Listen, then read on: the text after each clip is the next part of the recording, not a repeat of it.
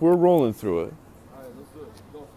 So you've bought or you're considering buying one of these, an entry-level luxury brand, and you may have come across an asshole or two who told you, hey, you're just paying for the brand, a premium for a lot of nothing.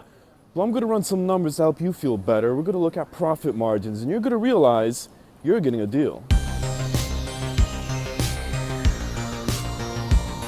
That's right, we're going to look at these car manufacturers' profit margins. Forget sticker prices, that only shows you half the picture. And yeah, it's all available. All the big car manufacturers are publicly traded, so a lot of their financial information is disclosed every 3 months. So let's have a look. And of course, I'd like to introduce my co-host for today's Profit Margin Showdown, the 2018 CLA 250 4MATIC all-wheel drive, and it's loaded too. It's got all the goodies. Thank you for being here. I'm happy to have this car. It's a loaner out of MB of Oakville. And make no mistake, this vehicle needs no fancy light work to look good, but you know what? This whole thing going on, it works. Now, just to be clear, we're going to be specifically looking at gross profit margins. Now, I like the gross margins because it represents the costs directly associated with production of the vehicle. So as far as gross margins go, the essence is this: the higher the gross profit number, the higher the percentage, the more premium you're paying for that brand. Simple enough.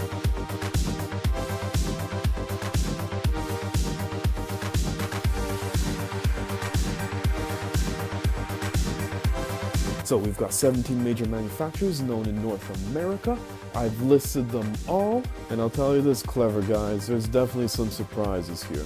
So how to tackle this list? I'm just going to name a few, some of the big ones, some of the interesting ones, and then I'm going to get kicked out of here naturally. I'm standing in front of an entrance of a casino in Niagara Falls. I'm pushing my luck here, really. But it's actually fitting that I have this CLA helping me present these numbers today, because the CLA is often pointed to as the bastard of the Mercedes brand, or one of them. You got the B-Class too. A lot of people are saying it's anemic on options, anemic on quality. Well, listen, smarty pants. Yeah, this ain't no S-Class, but it ain't priced like one either. Now, of course, the contentious issue is that even with the CLA's entry price, is it still overpriced? Well, fear not, CLA fan club, because the numbers that I'm about to drop on you are gonna prove otherwise. So enough foreplay, let's get to it. Now, of course, for some context, I'd like to mention that the average gross profit margin for these big-time car manufacturers is 21.95%. That's the industry average. Oh, and one more thing. The gross profit margins that I'm about to present are the 5-year quarterly averages. So because month to month, there could be differences. You know what I mean. And let's start off with what seems to be the biggest ripoff, Tata Motors. Now, this one might be the most unfamiliar to many people, but Tata is an Indian company, and they own Jaguar and Land Rover.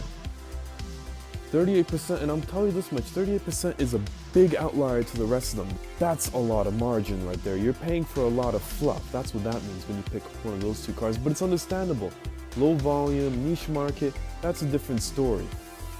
But let's move on to an everyday people's car. A common name, a beloved brand in Canada for sure, and that's Subaru. Subaru owners, I gotta tell you, you're paying a lot of premium to be in this brand. At 29.26% gross profit margins for Subaru, that is a lot. WRX, WR ripoff.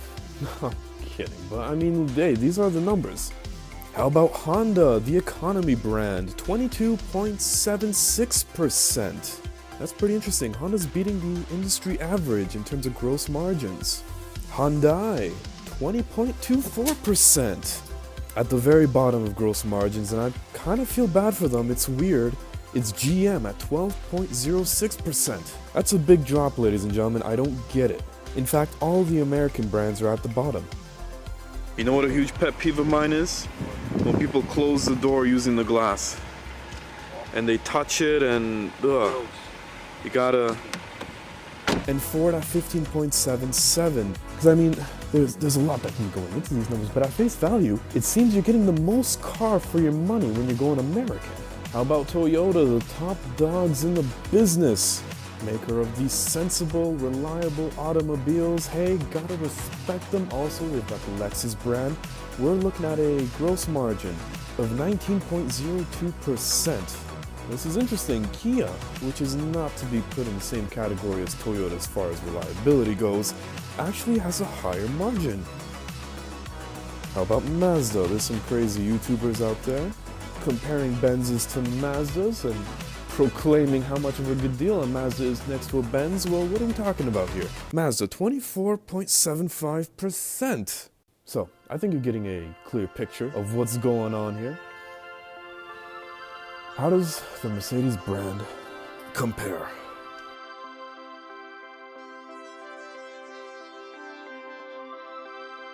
Well, let's skip the suspense. We're talking about 21.16%. That's right, ladies and gentlemen, you're paying more for the Honda badge than you are for the Mercedes emblem. How about a more direct comparison? BMW, the ultimate douchebag machine. No, I'm kidding, I like the brand. You're actually getting slightly more value with BMW. 20.32%, not bad.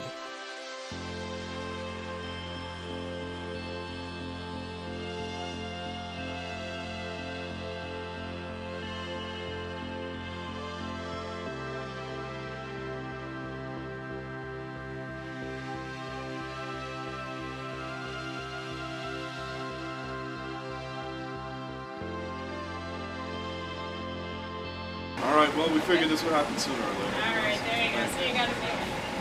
What happened? I don't know what happened. My dreams got crushed. That's what happened. Oh, man. Everything is pointless now.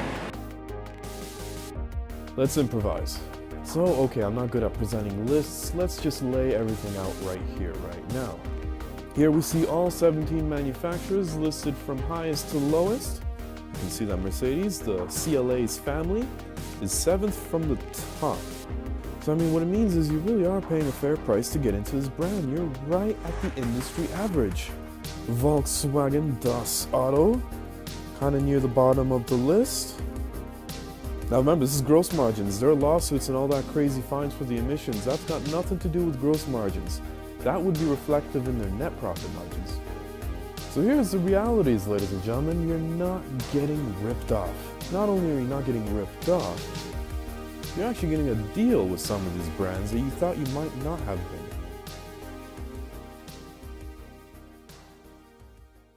And a little bit about the CLA. It's not mine, it's a loaner vehicle.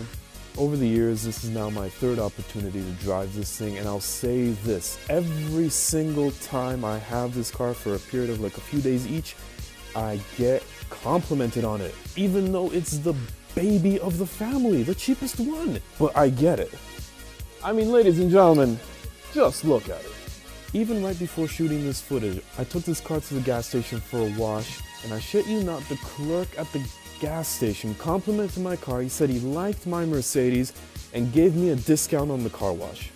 As far as compliments that you'll get per dollar you spend, the CLA seems to be the greatest value for your money. All right, get everything ready. My hair is good, everything's perfect. You approve? Perfect. All right, let me think about this. I gotta say something clever and witty, something to wrap everything up. 1, 2, 3. Goddamn, the car looks good. So look, the car is amazing, the lights are amazing, the numbers are pretty good too. If you're buying a Mercedes-Benz, according to the profit margins, you're getting good bang for your buck. Now you can look at the person and say, hey, you know what? You're paying a big premium for that car. You're paying a lot for that badge.